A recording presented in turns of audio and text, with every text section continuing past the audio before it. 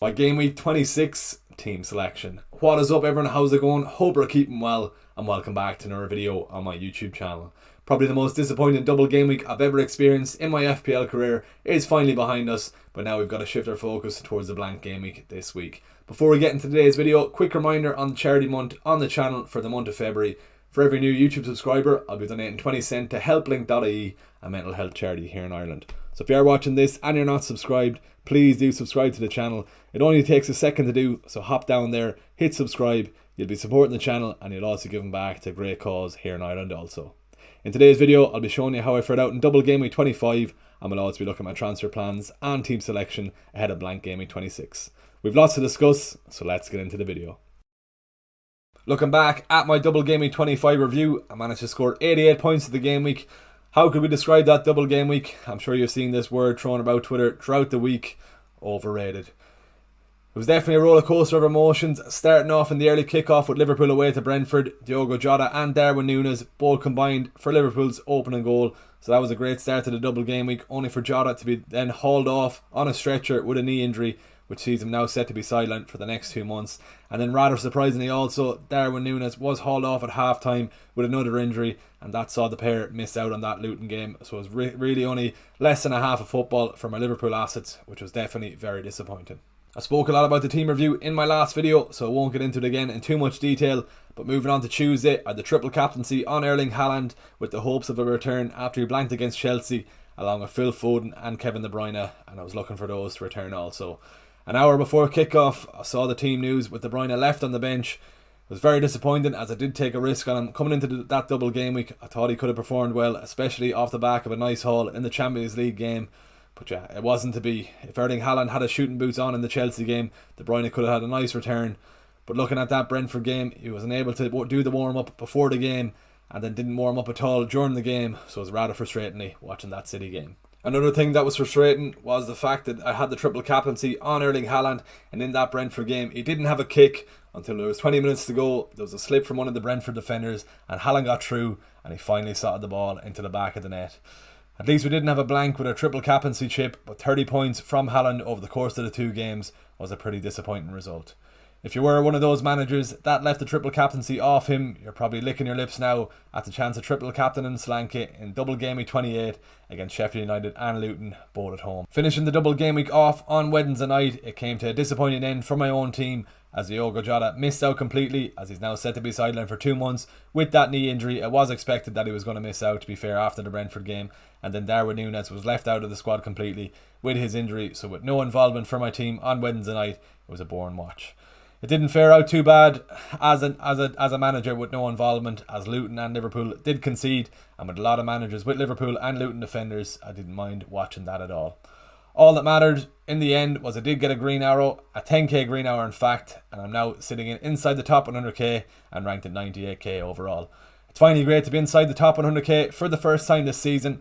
Hopefully we can push on now over the next couple of weeks with a few blank game weeks and double game weeks to come, and get close to that top 10k place before the end of the season. Let's move on now and start planning ahead for blank game week 26. Let's start off looking at my current chip strategy, and with 3 chips left to use. We already used obviously the triple captaincy in double game week 25, so we can forget about that, and now we've got the free hit, wildcard and bench boost left to play. Start off with option 1. There'll be wildcarding in game week 31, free hitting in the blank and small double game week in game week 34, and then bench boosting in game week 37, which is probably be the biggest double game week of the season. With option 1, you're going to have to dead end your team up until game week 30, and wildcard then in game week 31. So that means with blank game week 29, you're going to have to navigate with your transfers and try and get as many players as possible for blank game week 29, and then build up your team then to game week 30, wildcard in game week 31, and then free hit in the blank and small double game week in game week 34, and then bench boosting in the biggest double game week of the season in game week 37. Option 2 is a pretty popular one of late, with a lot of managers now panicking around that blank game week 29. But option 2 would entail free hitting in game week 29, so you can get 11 starting players for that big blank game week in game week 29. Big point to note is the midweek between game week 26 and game week 27, these FA Cup games will be taking place. So after the midweek games during the FA Cup, we'll know for sure which teams are going to be blanking in game week 29, and then you can plan accordingly around that blank game week in game week 29. On to the wildcard, then you'll be wildcarding in game week 35 with the hopes of building a 15-man squad so you can bench boost in game week 37 for the biggest double game week of the season. Out of these two chip strategies on screen, I'm currently leaning towards option 1 and how I'm going to use my 3 remaining chips. Game week 29, the blank game week, is gaining momentum, to be fair, on Twitter for the use of a free hit. But with only 6 teams playing, 3 games, Fulham against Spurs, Burnley against Brentford and West Ham against Aston Villa, it doesn't really scream free hit potential for myself, in my opinion. As I said, there could be more games added to this blank game week in game week 29, right after the FA Cup games in the midweek between game week 26 and game week 27. So right before game week 27, we're going to know for sure who's blanking and who's playing in game week 29. If things stay the same and all the favourites go through and those FA Cup ties, I'm pretty sure I won't be using my free hit chip in game week 29. Just with those 6 teams playing, it doesn't scream free hit potential. And yeah, I'm just going to use my free transfers on Aston Villa, Spurs and Brentford players. Stock up them. Try to get 6 to 8 players for the blank in game week 29. And that should be enough players to get me through that week.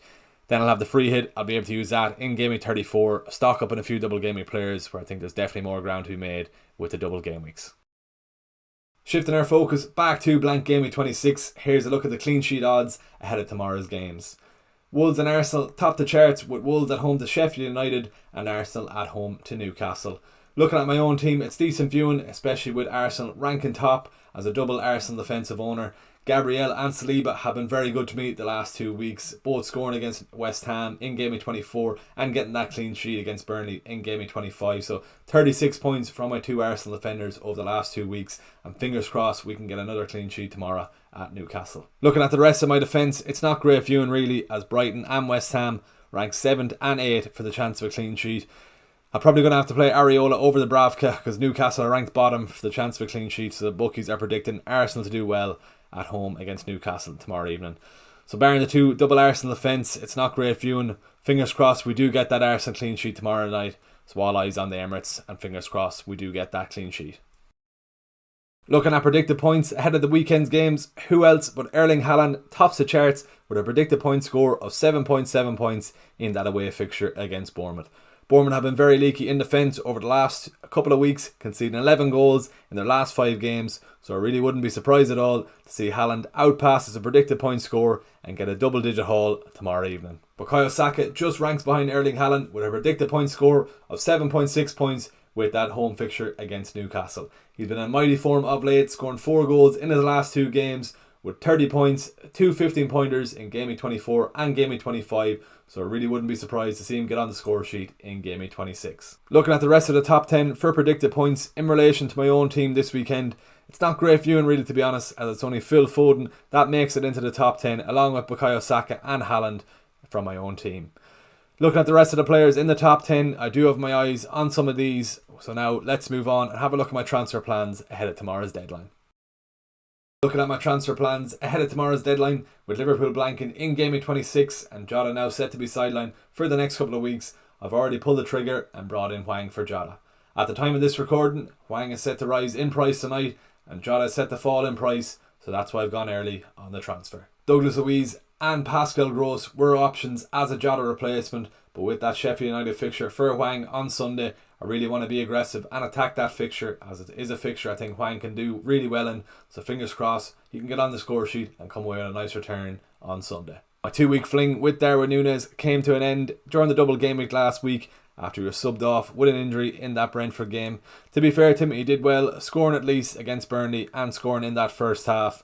It was just unfortunate Watkins went off against Fulham last week, scoring twice, so it's pretty much a waste of a transfer getting rid of Watkins. Ollie Watkins is owned by over 50% of managers in the game at the moment, so going into blank game week 26, I don't think I can go into the game week without owning Watkins, so I'm prepared to take the hit this week and take out Núñez and bring in Watkins for that fixture at home against Forest. It's definitely a fixture Villa can do well in, along with Watkins doing well also, so fingers crossed he can get on the score sheet and potentially come away with a haul.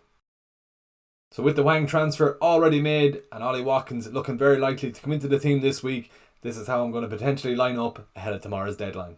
Looking at my midfield, there is a slight concern around Kevin De Bruyne on his match fitness ahead of the Bournemouth game tomorrow evening. The good news is he did complete the first team training yesterday, so all eyes on Pep's press conference later today, and hopefully he'll give a clear update on De Bruyne's match fitness. There's no surprise to see Erling Haaland gets that captaincy in that fixture away to Bournemouth, and I am predicting him to do well this week, and fingers crossed he can get a double-digit haul after the slight disappointment in the double game week. If you've made it to the end of this video, please do give it a like, drop a comment below, and subscribe to the channel if you haven't already. Let's hit a like goal of 80 likes on this video. Quick reminder on the charity month also on the channel for the month of February. For every new YouTube subscriber, I'll be donating 20 cents to helplink.ie, a mental health charity here in Ireland. So if you are watching this and you're not subscribed, please do hit that subscribe button below. Hop down there right under the video here, just hit subscribe. You'll be supporting the channel and it'll also be given back to a great cause here in Ireland. By the time this video goes live, I'll be on a plane over to Manchester as I'm going to the Man United versus Fulham game in Old Trafford on Saturday. So unfortunately, there'll be no deadline stream before the deadline on Saturday afternoon. If you need any questions answered before the deadline, drop them in the comment section below and I'll get back to you in the comment section before the deadline. Thanks for watching. Best of luck for the week. I'll see you in the next video.